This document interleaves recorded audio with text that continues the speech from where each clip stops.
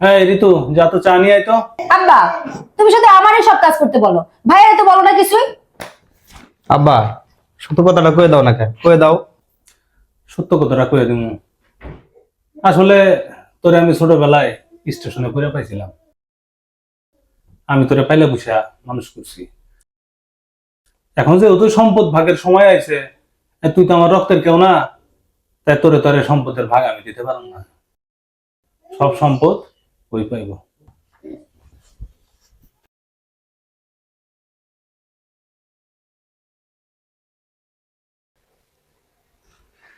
আসলে তোর সাথে আমরা সবাই মজা করছি। আব্বা, তোমার মায়ে কিন্তু সেই ডলার নড়াইছে, হ্যাঁ। তোমরা সত্যি আমার লগে মজা করছো?